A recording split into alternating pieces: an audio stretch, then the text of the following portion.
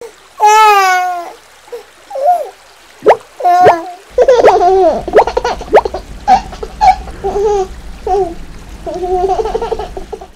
Friends, నా పేరు పవన్. మనకి హీరో అనే ఒక పేరు గుర్తు రావడానే మనకు సినిమా వాళ్ళు గుర్తుకొస్తారు. ఎందుకంటే సినిమాలో ఉన్న హీరో 10 మందికి హెల్ప్ చేస్తుంటూ ఎదుటివాడి బాధను తన బాధగా భావిస్తూ 10 మందికి ఉపయోగమైన పనులు చేస్తుంటాడు. కాబట్టి హీరో అనగా మనకి సినిమా వాళ్ళు గుర్తుకొస్తారు. కానీ రియల్ లైఫ్లో హీరోస్ ఎవరంటే మనందరికీ అన్నం పెడుతున్న ఒక రైతు, మన క్షేమం కోసం తన ప్రాణాన్ని కూడా పణంగా పెట్టే ఒక జవాన్, మన సమాజంలోనే ఉంటూ 10 మందికి ఉపయోగపడుతూ ఎవరికి తెలియకుండా సైలెంట్గా ఉండే కొందరు మనుషులు ఉంటారు. వీళ్ళంతా మన రియల్ లైఫ్లో రియల్ హీరోస్. సో యారాన్ మీడియా తరఫున ఈ రియల్ హీరో ప్రోగ్రామ్ స్టార్ట్ చేస్తూ అలాంటి వాళ్ళని మేము గుర్తించి వాళ్ళని సమాజానికి పరిచయం చేయాలని ఒక సదుద్దేశంతో ఈ ప్రోగ్రామ్ స్టార్ట్ చేస్తున్నాం.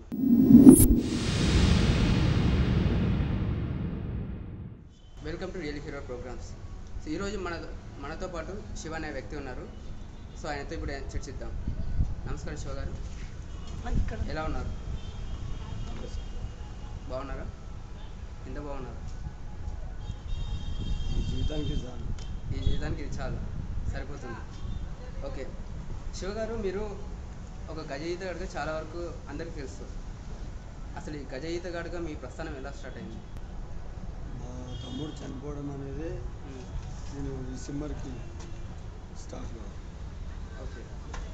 మా తమ్ముడు చనిపోకముందు నేను మామూలు ఒక వర్కర్ని, ఒక పెయింటింగ్ వర్కర్ని, పెయింట్ వేస్తారు. పెయింట్ చేశాను. అప్పుడు ఇవన్నీ తెలియదు. అప్పుడు మామూలుగా నేను నాకు తెలిసిన వాళ్ళు డెడ్ బాడీ చేసే వాళ్ళకి నేను హెల్ప్ చేస్తుండే. వాళ్ళతో పాటు తిరుగుతుంది, వాళ్ళతో పాటు తిరగడం, రావడం, చేయడం ఇలా ఉంది. తమ్ముడు చనిపోయిన తర్వాత ఈ జీవితం అనేది మొత్తం దీనికి అంటున్నాను. సో అంటే ఫస్ట్ మీ తమ్ముడు చనిపోయిన తర్వాత ఆయన డెడ్ బాడీని మీరే తీస్తారు? తమ్ముడి బాడీ నేనే తీసాను. సో అక్కడ నుంచి మీ ప్రస్థానం స్టార్ట్ అయింది. సో ఇప్పటివరకు మీరు ఎంతమంది ప్రాణాలను కాపాడి ఉంటారు? నేను ఇప్పుడు రీసెంట్గా వినాయక చవితి 3వ రోజుకి 88 మంది అయింది. 88 మంది మీరు ప్రాణాలతో కాపాడారు, ఆత్మహత్య చేసుకున్నారు. శవాలను ఎంతమంది వరకు తీస్తారు? 1000కు పైగానే శవాలు తీసినాను. ఇప్పుడు యాక్చువల్లీ దానికి గుర్తింపు తెలియాలంటే ఇప్పుడు మొబైల్లో వచ్చినాయి, ఫోటోగ్రాఫర్స్ అందరూ కనపడడం వల్ల ఫోటోలు కనబడుతుంది. ఇదివరకు మాకు సెల్ ఫోన్స్ లేవు, ఏం లేవు. కాబట్టి మేమేమి ఎవరికి చూపించలేము కూడా. ఇప్పుడు మొబైల్ నా చేతికి ఎప్పుడైతే వచ్చిందో అప్పటి నుంచి నేను కొన్ని వీడియోస్, కొన్ని ఫొటోస్ నా దగ్గర ఉన్నాయి.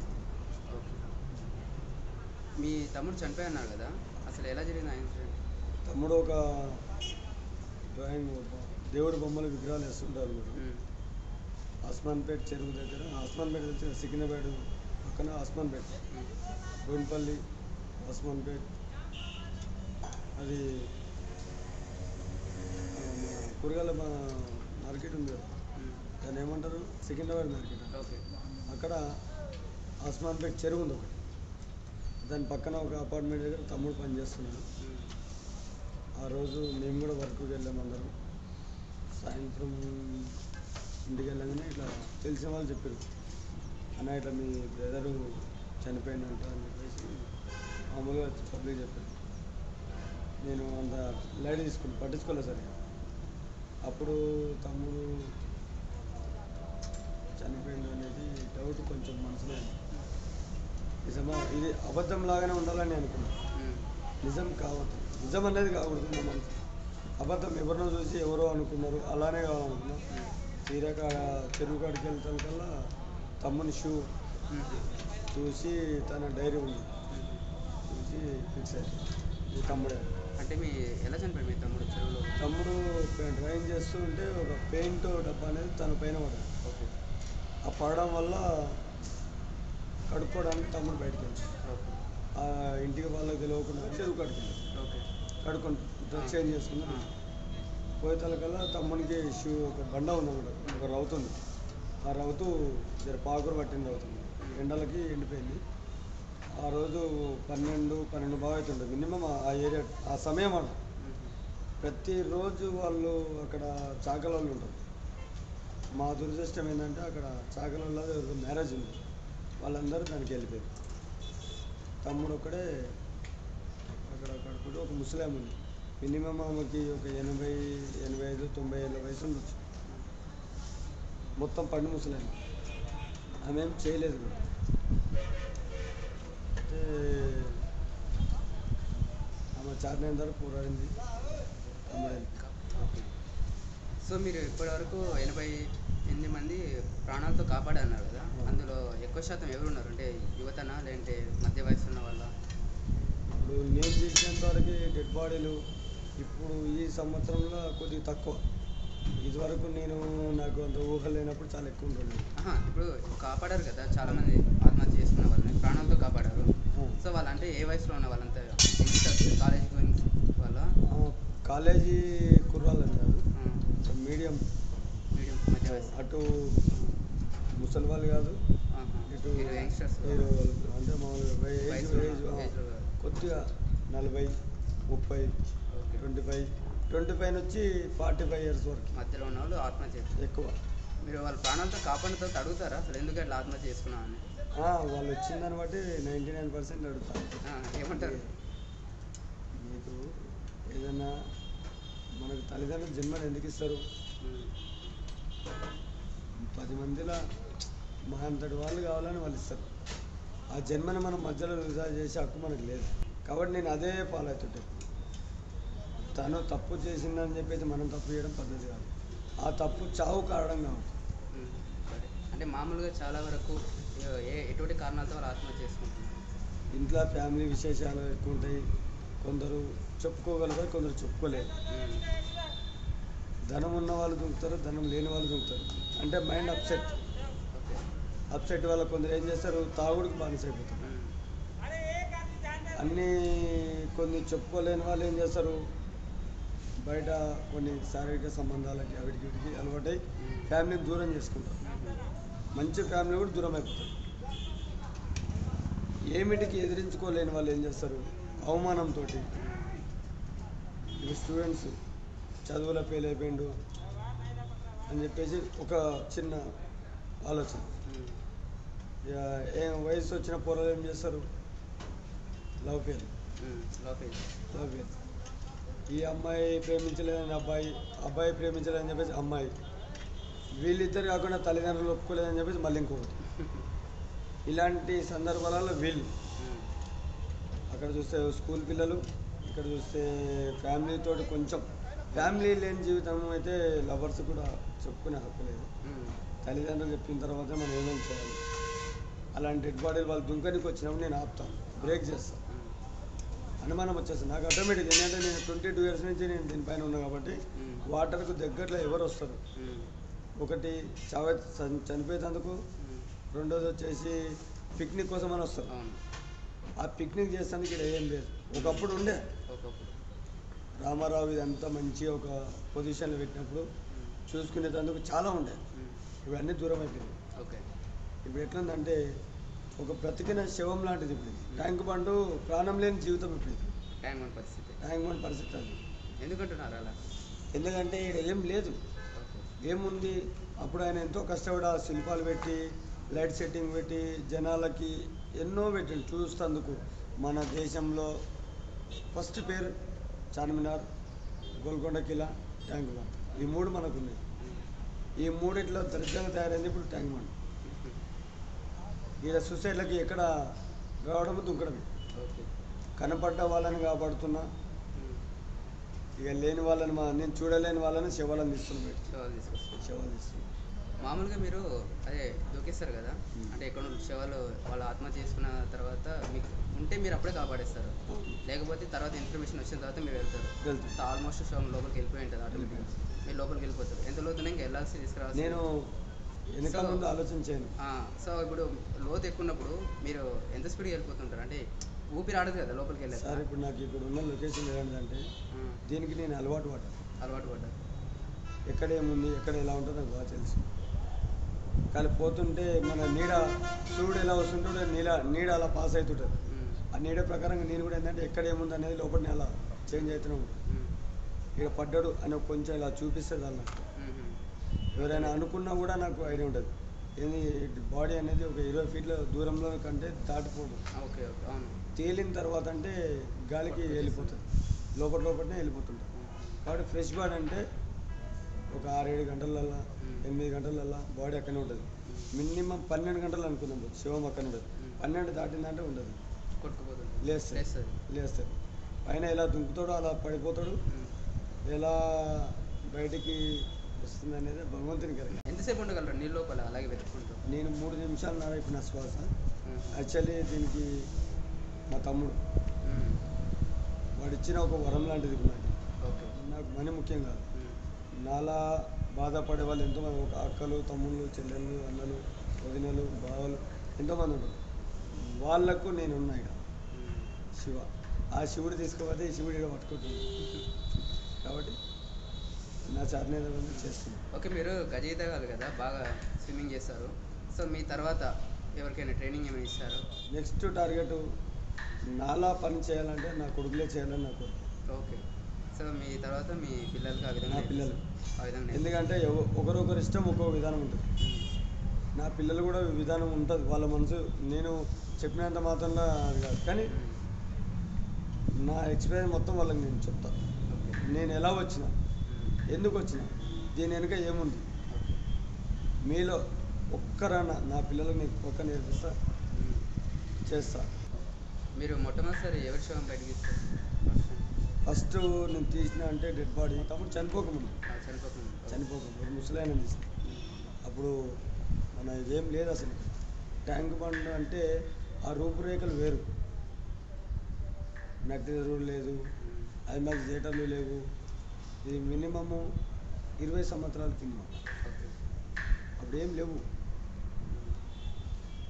అందరు ఈత కొట్టడానికి కొందరు వచ్చి, బెగ్గర్స్ కొందరు వచ్చి, వాళ్ళ పరిస్థితులు బాగాలేక హాస్పిటల్ ట్రీట్మెంట్ అతను ముసలైన ట్రీట్మెంట్ అన్నమాట. అతను ట్రీట్మెంట్ చేసుకుంటుంటే తను చెప్పుకోలేని పరిస్థితి, అది వచ్చి సూసైడ్ చేసుకున్నాడు. అప్పుడు నాకంటే స్విమ్మర్లు పెద్ద వాళ్ళు ఉన్నారు. నరేందర్ అని చెప్పేసి ఒక అతను, అన్నాచి అని చెప్పేసి ఇంకో అతను, హిందీలో పేరు ఉంటుంది రాజ్ కుమార్ అని. వీళ్ళందరూ సీనియర్స్. మాకంటే మంచి స్విమ్మర్లు అంటే బాడీలు తీస్తందుకు, తేలిన బాడీలు తీసే స్విమ్మర్లు. రెస్క్యూ చేసే స్విమ్మర్లు అంటే నేను పెంచిన తమ్ముడు పవన్, అన్నాచి, తాడు, శివ, దాదాపు ఇంకో మనిషి ఉన్నాడు శివ అని, అతని పేరు కూడా శివ అని. అంటే మేము రిస్క్ ఎక్కువ చేస్తుంటాము. వాళ్ళు మేము లేనప్పుడు వాళ్ళు కూడా అదే రిస్క్ చేస్తారు. మీ తర్వాత పవన్ అనే అబ్బాయి? ఫస్ట్ పవన్. మీకన్నా ముందు? నాకన్నా ముందు పవన్. ఓకే. మేము అప్పుడు జస్ట్ నేను సేవ చేసేవాడిని అంతే, సేవ చేస్తుంటే వచ్చి. మరి ఇప్పుడు అబ్బాయి ఉన్నాడు? తను మా తమ్ముడు చనిపోయిన తర్వాత నేను ఆలోచిస్తుంటే తను నాకు కనపడ్డాడు. నా తమ్ముని రూపంలో నేను అతను చూసుకుంటున్నాను. ఓకే. అతను కూడా నా బ్రదర్ లాగానే ఇలా అలా మేము ఒక ఫ్యామిలీ మెంబర్స్ లాగా అయిపోయాం. మీరు పవన్?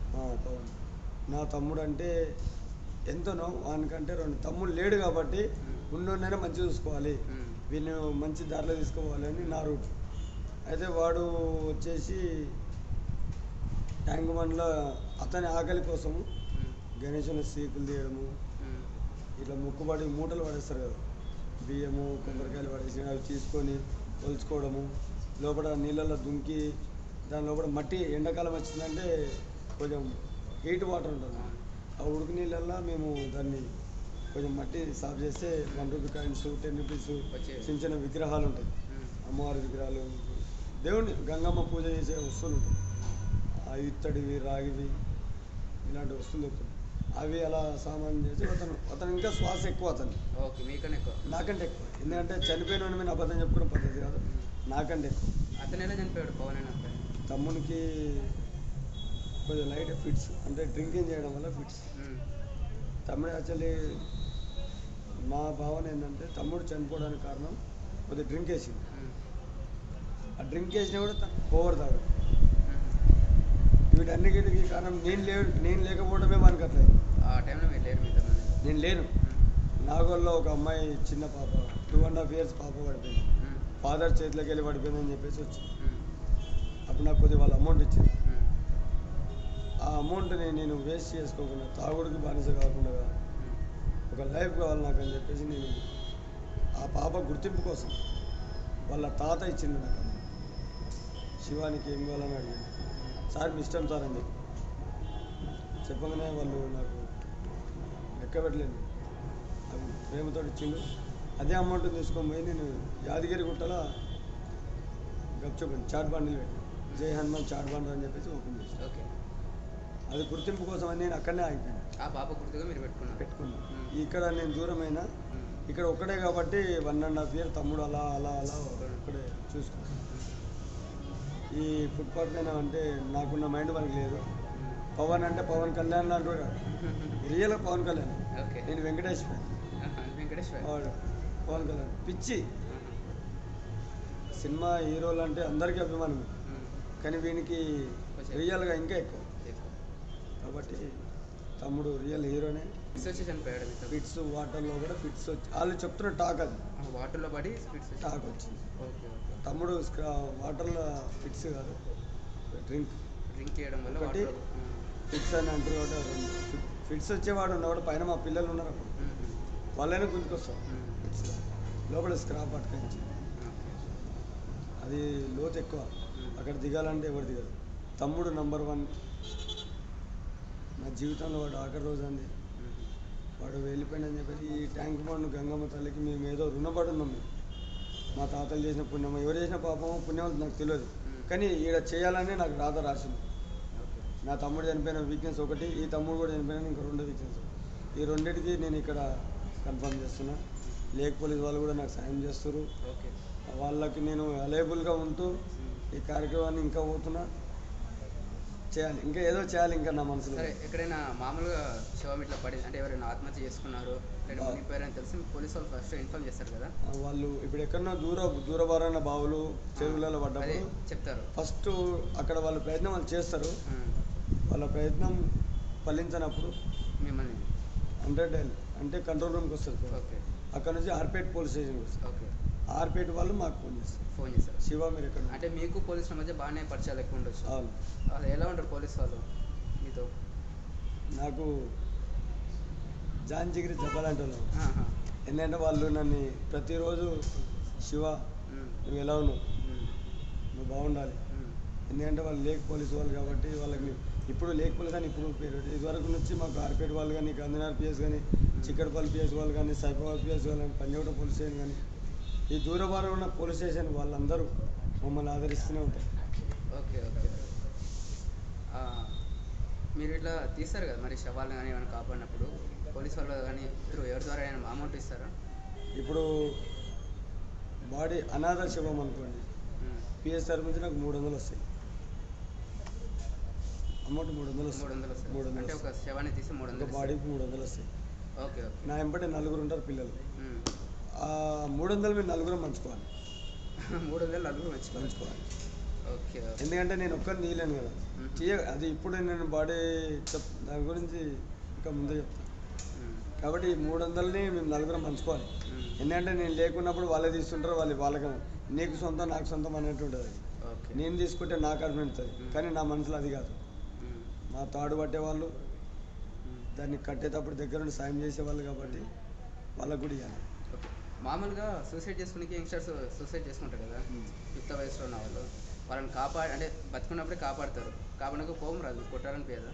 ఎందుకు రా ఏం చేస్తారు మీరు అప్పుడు? ఇప్పుడు నా ఒక తమ్ముడు చనిపోయినందుకే నాకు ఇంత ఫీలింగ్ ఉంది.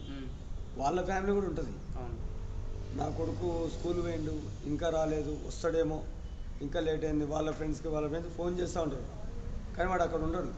ఇక్కడ ట్యాంక్ బండ్ దగ్గర ఉంటాడు. ఎందుకు వచ్చిండు? ఏదో ఒక రకంగా అప్సెట్ తోటి వచ్చిండు. ఈ లోకానికి ప్రపంచాన్ని ఇచ్చిపెట్టి పోవాలని వస్తాడు.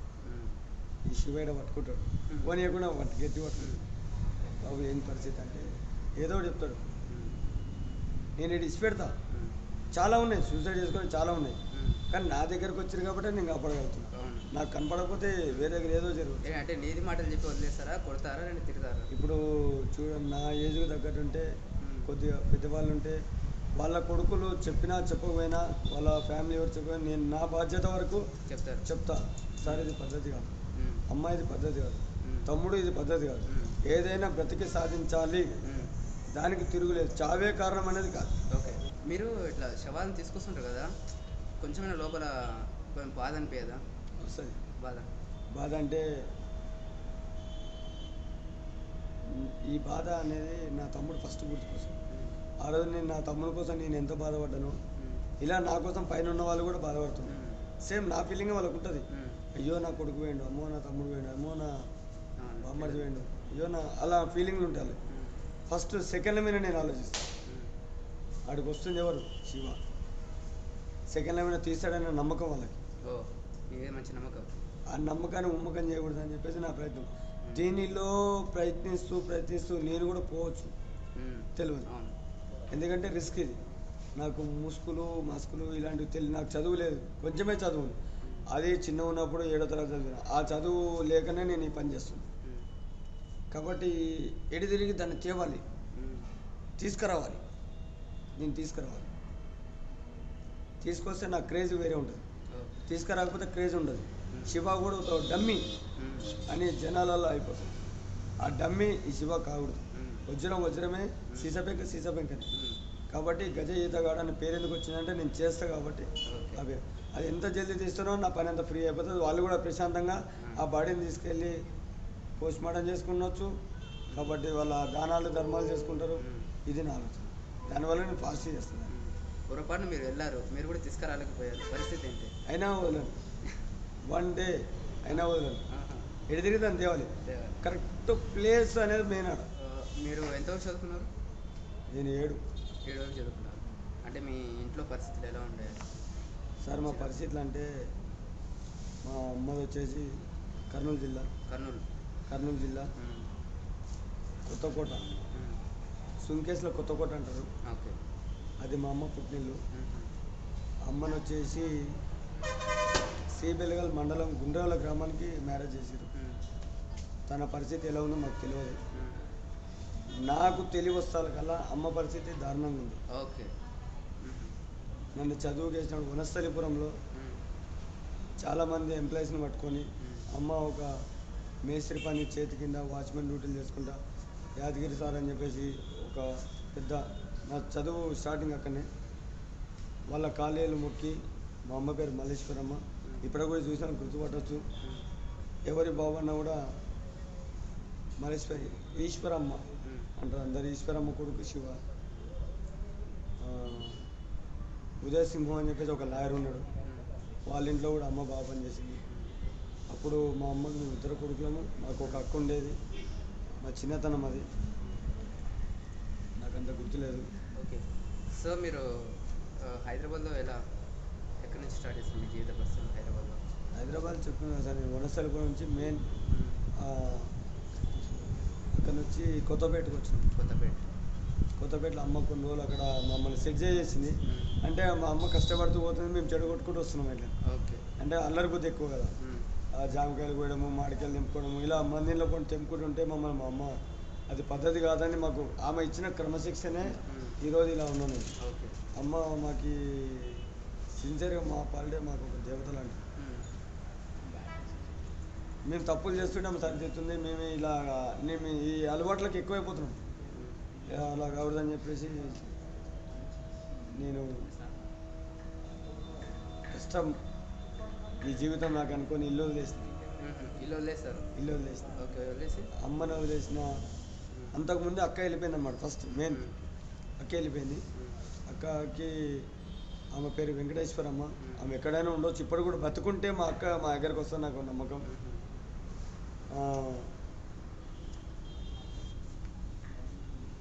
నా జీవితంకి ఆమెనే మెయిన్. ఫ్యామిలీకి ఎలా వెళ్ళిపోతాం, ఒక అడవిలో బతుకుతుంది, నేను ఎందుకు బతకలేను బయట అంటే. ఆమె ఒక మామూలు ఒక మనిషికి మ్యారేజ్ చేసి, మా అమ్మకు తెలియని ఊహేది. ఆమెకు వయసు కూడా ఏమంత లేదు, చిన్నతనంలో మ్యారేజ్ చేసింది. నమ్మి ఒక ముసలోనికి ఇచ్చి పెళ్లి చేసింది. అది రియల్గా ఎలా ఉంటుందో తెలియదు, కానీ నాకు తెలిసిన విశేషం ఉంది. బిర్లా మందిర్ టెంపుల్ పైన తీసుకొచ్చి 12 ఏళ్ళ వయసు వాళ్ళ పాప, 12 ఏళ్ళ వయసు మా అక్కది. ఆ వయసులో ఒక ముసలవాడికి ఒక మినిమం 45 ఇయర్స్ ఒక ముసలాయన ఏజ్, అంటే వయసు పారైపోయిన మనిషికి ఏదో ఆమె జీవితానికి 2వ భార్య, మళ్ళీ అందులో 2వ భార్యని పెళ్లి చేసి నాకు నచ్చలేదు. అక్కడ నుంచి మా జీవితాలు బ్యాడ్ లైఫ్. ఇంట్లో నుంచి బయటకు వచ్చేసారు. మొత్తం అక్క వెళ్ళిపోయింది. అమ్మ అతను నచ్చక మా అక్క నుంచి వేరే ఒక మేస్త్రి, వాళ్ళ ఊరు వచ్చేసి ఒంగోలు దగ్గర చీరాల, అక్కడ పనిచేసే వాళ్ళు వాళ్ళు వచ్చేసి వనస్థలీపురంలో పనిచేస్తారు. వాళ్ళని మా అక్క కూడా మేస్త్రి పనికి వెళ్తుండే అనమాట. ఓకే. ఆ అబ్బాయిని లవ్ చేసిందో ప్రేమించిందో ఎలా వచ్చిందో మాకు తెలియదు. అక్కడ నుంచి ఆమె వెళ్ళిపోయిన తర్వాత మా అక్కని ఇలా పరిస్థితి వచ్చిందంటే మా అమ్మ సరిగ్గా చూసుకుని మా అక్క వెళ్ళిపోతుంది. ఆమె చేసిన తప్పు అక్క వెళ్ళిపోయిన అక్క తర్వాత నేను వెళ్ళిపోయినా.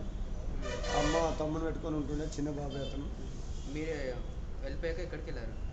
చక్కగా నేను ఇంట్లోకి వెళ్ళి వచ్చినంటే దిల్సునార్కి వచ్చి కోనార్కు థియేటర్ దగ్గరికి వచ్చి ఆ కోనార్కు థియేటర్ కాడ అందరు ఫుట్పాత్ వాళ్ళ గ్యాంగ్ ఉంటారు, పిల్లలు అందరూ. మేమందరూ ఒక 18 నంబర్స్ 18 మంది పిల్లలు మేము. 18 మంది ఒక బ్యాచ్ తయారైంది. ఆ బ్యాచ్లో నేను కలిసిపోయినా. అక్కడ మా అమ్మ మళ్ళీ పట్టుకుంది కూడా వచ్చి దేవాడు కూడా వచ్చి పట్టుకుంది. ఆ మూమెంట్లో మా అమ్మ కాదు అని చెప్పేసి నేను పోలీస్ స్టేషన్ కూడా కంప్లీట్ అయింది. ఆమె ఎవరో కూడా నాకు తెలియదు అని చెప్పేసి మిస్ అయిపోయినా. ఓకే.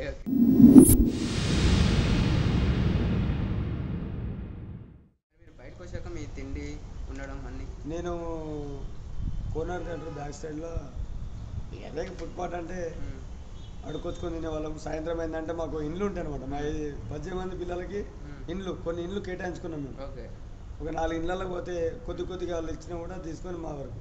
దేనికి అందరం గ్రూప్ ఎక్కువైంది అనుకో, అందరం అడుకొచ్చినా ఒక దగ్గర పోసి అందరం కలిసి కూర్చొని తింటుంటే మార్నింగ్ పూట చెత్తకాయలు ఏరుకొని సీసాలు అలా ఒక భయంకరమైన జీవితంలో అలా ఉన్నాం.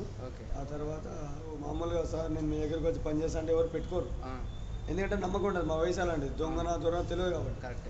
మేము ఆడ ఇడ్లీ బండి ఆయన పేరు నాకు కొద్దిగా మిస్ అయిన కూడా 107 అంటే bus stop Dilsukh pan shop ఎదురుగా 107 బస్ స్టాప్ బ్యాక్ సైడ్ మధ్యలో ఒక పంతులు బండి ఉంటుండే. ఒక పంతులు, ఆయన పేరు బాలకృష్ణ అనుకుంటా, ఏదో సంథింగ్ పేరు ఉంది. నాకు గురువు లాంటి ఆయన నన్ను తీసుకెళ్ళి ఆయన తీసుకోగా నేనే సంపాదించుకున్న పేరు. అతను బండి కాడ రూపాయికి 4 ఇడ్లీలు ఇస్తుండే అతను. నేను పని చేస్తుండే, ఇస్తరాకులు అన్నీ ఏరుకొచ్చి ఒక చెత్త బుట్టలు వేసి అవి తీసుకెళ్ళి చెత్తగుండలో పడేసి వెంకటాద్రి ఆపోజిట్లో పడేసి మళ్ళీ తీసుకొని నిలబడుతుంటే స్టడీగా ఉంటుంటే నా మీద నమ్మకం కలుగుతుండే. అరే బాబు పని చేస్తుండు, ఇరిపోయిన ఇడ్లీలు పెట్టి నాకు కడుపు నింపుకుంటుంటే అలా అలా అలా అలా నాకు ఒక మంచి పొజిషన్ చూపించింది. అప్పుడు సినిమాలో ఆయన సినిమాలో యాక్ట్ కూడా చేస్తుండే. ఎన్కౌంటర్ కృష్ణ సినిమా ఉంది కదా, ఎన్కౌంటర్ సినిమా. ఆ సినిమాకి చెప్పి నేను సినిమా షూటింగ్ చేస్తున్నాను, అదొకటి మైండ్లో ఉంటుండే నాకు. అది ప్లస్ ఈ ఇడ్లీ బండి, ఈయన ఇడ్లీ బండి మీద పని చేస్తున్నప్పుడు నా ఆలోచన, నేను కూడా ఏదో ఒక రోజు ఇడ్లీ బండి పెడతా, పెద్దన్నయ్య ఇడ్లీ బండి పెడతా అనే ఆలోచన. అక్కడ నుంచి మా పిల్లల అనాథ ఆశ్రమం సిద్ధూర్ హాస్టల్ అని ఒకటి ఉంది. సిద్ధూర్ హాస్టల్ అంటే మల్లక్పేటలో ఉంటుండే. మా 18 మంది టీంలోకి వెళ్ళి ఒక 5 మంది పిల్లలు వెళ్ళిపోయారు. హాస్టల్ వాళ్ళు వచ్చి తీసుకెళ్ళిపోయారు. వాళ్ళని తెలియడుకుంటే మేము కూడా అడిగినాం. హాస్టల్లో ఉన్నాం కొన్నాళ్ళు, మంచిగా మా లైఫ్ ఒక మంచి జీవితం దొరికింది. హాస్టల్లో ఉండడం వల్ల మాకు ఒక మంచి జీవితం దొరికింది. అక్కడ చదువు చెప్తారేమన్నా? వాళ్ళు 5 రూపాయలు అన్నం, పొద్దు స్నానము తిరిగి 5 రూపాయలు సంపాదించుకుంటే అన్నం దొరుకుతుంది మాకు. 2 టైమ్ అన్నం ఉంటుంది, పొద్దున సాయంత్రం అన్నం, మంచి అన్నం పెడుతుండే. అప్పుడు మాకు రాజేంద్ర ప్రసాద్ మొదటిసారి నేను చూసిన, హీరో రాజేంద్ర ప్రసాద్ మేము మొదటిసారి ఆ సిద్ధూర్ హాస్టల్ వాళ్ళు మమ్మల్ని తీసుకెళ్ళి రాజేంద్ర ప్రసాద్ వచ్చి అతని బర్త్డేకి కేక్ కోసి మాకు కొంచెం పౌండ్స్ ఇచ్చారు. మీ హాస్టల్కి వచ్చి మాకు మంచి హెల్ప్, నేచర్, మంచితనము, మనిషి అంటే ఎవరో నేను చూసిన అంటే మొదటి వ్యక్తి నాకు రాజేంద్ర ప్రసాద్. దాని తర్వాత ఏమైంది నెక్స్ట్? మళ్ళీ ఖైరతాబాద్, అక్కడ నుంచి పెద్ద అంటే ఏజ్ పెద్దగా కొద్ది వయసు పిల్లల్ని అందరిని తీసుకెళ్ళి ఖైరతాబాద్లో ఇంకో హాస్టల్ ఉంది. హాస్టల్ షిఫ్టింగ్ అనమాట. మళ్ళీ హాస్టల్ షిఫ్ట్ అందరు వెళ్ళిపోతుంటే నేను అందరికన్నా పెద్దను కదా, నా ఫేస్లో ఏముంది ఏదో అంటే నన్ను చూస్తేనే అరే ఏజ్ పెద్దది, హాస్టల్లో వద్దు అనే మూమెంట్ ఎదురైంది. హాస్టల్కి వెళ్ళి వీళ్ళందరినీ ఇచ్చిపెట్టి పోలేక, నా ఏజ్ పిల్లల్ని ఇచ్చిపెట్టి పోలేక వాళ్ళు హాస్టల్లో ఉంటే నేను హాస్టల్ బయట ఉంటుంటే ఫుట్పాత్ పైన వాళ్ళని ఇచ్చిపెట్టి వాళ్ళకి నా తమ్ముడు ఇంటికాడ నా తమ్ముడు ఉన్నాడు కదా, వీళ్ళే నా తమ్ముడు, అన్నలు ముస్లిమ్స్ వాళ్ళు, తెలుగు వాళ్ళు, ప్రతి ఒక్క కులం అంటూ ఉంటుంది. కులభేదాలు లేని జీవితం అంటే మాకు ఫుట్పాత్ ఒకటే, మా కులభేదాలు లేని కులాలకు అతీతంగా లేదు. మేమంతా ఒకటి. ఆ ఫుట్పాత్లో ఎవడు అనేది తెలియదు మాకు, అంతా ఒకటే. మీరు సినిమాలో కూడా కొన్ని దాంట్లో యాక్ట్ చేశారని తెలిసింది. అవును సార్. అసలు సినిమాలోకి మీరున్న లైఫ్, మీరు చేస్తున్న పని సినిమాలకి సంబంధమే లేదు అసలు. లేదు. కానీ మీరు సినిమాలోకి ఎలా వెళ్ళిపోయారు? సినిమాలోకి వెళ్ళిపోవడం అంటే నర్సింగ్ యాదవ్ ఓకే. విలన్ నా- నర్సింగ్ యాదవ్. నాకు ఒక పాలిట దేవుళ్ళు అంటారు. ఓకే. నేను సినిమాలకు వస్తున్నా అంటే ఆయన చెప్పిండు నాకు మ్మ్. నీలో ఏదో కళ ఉంది బిడ్డ అని చెప్పి. మ్మ్. అంటే విలన్ రూపురేఖలు కనబడుతున్నాయి. ఓకే. నేను హెయిర్ స్టైల్ ఉంటుంది కాబట్టి నాకు నచ్చిన హెయిర్ స్టైల్ రూపురేఖలు శివతు అంటే నా టాకింగ్ కూడా అట్లుంటుంది, నా రఫ్ యూజ్. ఓకే. తర్వాత నెక్స్ట్ అతను ఇచ్చిన సహాయం ఒకటి, రాహుల్ అనే ఒక కెమెరామ్యాన్, రాహుల్ కెమెరామెన్. అతను కూడా నీలో కళ ఉంది బాబు అని చెప్పి. థర్డ్ వచ్చేసి dancer Ravi. Dancer Ravi. Ravi dancer Ravi. Next dancer Martin, పంజాగుట్టలో నిమ్స్ హాస్పిటల్ ఆపోజిట్లో ఉంటారు. ఓకే. మీరు ఫస్ట్ ఎంట్రీ ఇచ్చిన సినిమా ఏంటి? నేను భలే భలే మొగాడు. భలే భలే మగాడు. ఆ. దాంట్లో మీరు ఉంటారు, ఉమ్. అది విలన్గానే. ఫస్ట్ విలన్గా మీరు ఇచ్చినది భలే భలే మగాడు. అంతకుముందు ఏ సినిమా? రాజా చేస్తే రాజా చేస్తే. అన్ని ఫ్లాప్ సినిమాలు సార్. అన్ని ఫ్లాప్. ఓకే. అంటే ఫ్లాప్ సినిమాలు అని చెప్పట్లేదు, భలే భలే మగాడు హిట్ సినిమా అని చెప్తున్నారు అంతే. మంచిగా కనబా రాజా చేస్తే. ఓకే. చెన్నై ఎక్స్ప్రెస్లో కూడా Chennai express, Shahrukh Khan. Shahrukh Khan. Okay. First cinema నాకు చెన్నై ఎక్స్ప్రెస్. ఎలా వెళ్ళింది అది? బాలీవుడ్ మూవీ కదా. బాలీవుడ్ మూవీ అంటే నాకు తెలిసిన వాళ్ళు ఫిలిం ఇండస్ట్రీలో ఉన్నారు. Okay. Shiva body builder okay. Plus చేస్తున్న పని సేవ. మ్మ్. మా వాడు ఒకడు అంటే నా గ్రూప్లో ఒకడు ఉన్నాడు అనమాట. అందులో ఒకడు ఉన్నాడు. తను తీసుకెళ్ళండి. ఓకే. చెన్నై ఎక్స్ప్రెస్ సినిమాలో పెట్టేసి తీసుకెళ్ళండి. హీరోయిన్లో ఎవరైనా బాగా తెలిసిన వాళ్ళు? రజీనా కిసెంట్రా హీరోని. ఓకే. నాకు ఒక బ్రదర్ లాగా, నేను మిమ్మల్ని బ్రదర్ లాగా. నన్ను ఒక మంచి బౌన్సర్ అంటే మ్మ్. ఆమె నన్ను లేబుల్గా నన్ను బాగా గుర్తింపు ఇచ్చి నాలో ఒక సెంటిమెంట్. మా అక్క లేదు కాబట్టి నాకు ఆమె ఒక అక్కలాగా నేను ఓకే. ఊహించుకుంటున్నా. Regina, heroine Regina. Heroine Regina Cassandra. Okay. నాలో టాలెంట్ అంటే ఏంది ఆమె నాకు కొంచెం గుర్తు చేసింది. ప్రజెంట్ యూత్ మీరు చూస్తూనే ఉన్నారు, అబ్జర్వ్ చేస్తున్నారు, ఈ కాలంలో జనరేషన్ ఎలా ఉందని. మీ అభిప్రాయం ఏంటి దీని మీద? నాకు నచ్చిన మాట నచ్చని మాట రెండు చెప్తా. చెప్పండి. నాకు నచ్చినది ఏంటంటే తల్లి తండ్రులకు గౌరవం ఇవ్వడం అనేది ప్రాసెస్. వాళ్ళకు గౌరవం ఇయ్యని సంసారం ఏంటంటే మనకు ముసుగులు వేసుకొని అవతారం కొత్తది వచ్చింది. అమ్మాయిలు, లేడీస్ కనుక్కున్న తండ్రి పక్కన గుర్తుపట్టలేడు, తోడబడిన తమ్ముడున్నా గుర్తుపట్టలేడు. ఆ ముసుగులు పద్ధతి బాగా, దానివల్ల సంసారాలు ఇంకా ఖరాబ్ అవుతున్నాయి. బాడీ బిల్డింగ్ కాంపిటీషన్స్ ఏమైనా పార్టిసిపేట్ చేశారా? చేసినాను నేను. సంవత్సరాలు గుర్తు లేవు కానీ చెప్తా.